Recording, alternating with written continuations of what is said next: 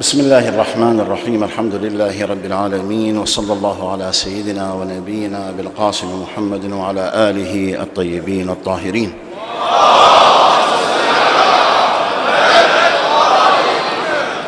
Najaf Ashraf میں موجود اعلیٰ دینی قیادت کے خصوصی نمائندے اور روضہ مبارک حضرت عباس علمدار علیہ السلام کے متولی شرعی علامہ سید احمد صافی نے 5 جمادی اول 3 فروری 2017 کو روضہ مبارک امام حسین میں نماز جمعہ کی امامت کے فرائض سر انجام دیے۔ نماز جمعہ کے دوسرے خطبے میں اللہ تعالیٰ کے اس فرمان کو سرنامہ کلام قرار دیا۔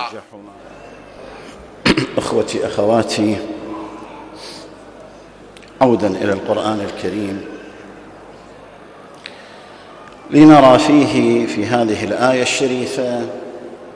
مطلبا مهما۔ اللہ فرماتا ہے، اور بات تحقیق انہیں ہم نے وہ قدرت دی جو قدرت ہم نے تم لوگوں کو نہیں دی، اور ہم نے انہیں سماعت اور بصارت اور قلب عطا کیے۔ تو جب انہوں نے اللہ کی آیت کا انکار کیا تو ان کی سماعت نے انہیں کوئی فائدہ نہ دیا، اور نہ ہی ان کی بصارت نے، اور نہ ان کے قلوب نے، اور جس چیز کا وہ مذاق اڑایا کرتے تھے وہ اس چیز کے نرغے میں آ گئے۔ أتحدث عن حالة الاستفادة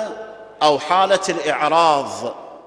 علامہ صافی نے اس آیت کے حوالے سے گفتگو کرتے ہوئے کہا کہ قرآن مجید میں بعض مقامات پہ کسی خاص شخص کو مخاطب کر کے گفتگو ہوئی ہے اور اسے کسی خاص کام کا حکم دیا ہے یا اسے کسی حوالے سے نصیحت کی ہے، جبکہ بعض دیگر مقامات پر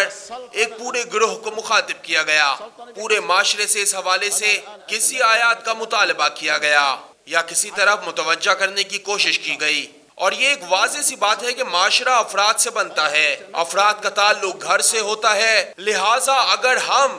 معاشرے کو درست کرنا چاہتے ہیں تو سب سے پہلے ہمیں اپنے گھر کی طرف توجہ دینی ہوگی۔ بہرحال اللہ تعالیٰ تمام انسانوں سے خطاب کرتے ہوئے کہہ رہا ہے کہ ہم نے انسانوں کے ایک گروہ کو ایسی صلاحیتیں فراہم کی تھی کہ جو دوسرے گروہ کے پاس موجود نہیں ہے، لیکن اس کے باوجود بھی ان لوگوں نے خدا کی نعمتوں کا شکر ادا کرنے کے بجائے کفران نعمت کیا اور اپنی صلاحیتوں کو خدا کی فرما برداری میں استعمال کرنے کے بجائے سرکشی اختیار کی۔ اور جب انبیاء علیہ السلام نے انہیں خدا کے عذاب سے ڈرایا تو وہ خدا کے عذاب کا مذاق اڑانے لگے،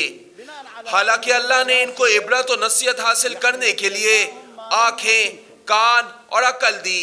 لیکن انہوں نے ان سب سے فائدہ نہیں اٹھایا اور اسے سرکشی کے لیے استعمال کیا۔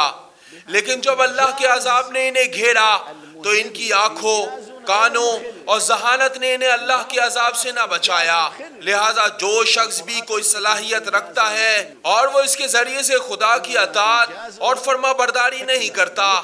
ایک طرف تو زندگی میں اس کا حال جانوروں جیسا ہے، کیونکہ وہ آنکھیں، کان وغیرہ رکھنے کے باوجود بھی سوائے خواہشات پوری کرنے کے کسی کام پر توجہ نہیں دیتا، اور دوسری طرف زندگی کے بعد اس کے لیے وہی عذاب منتظر کھڑا ہے کہ جس کی طرف اس آیت میں اشارہ کیا گیا۔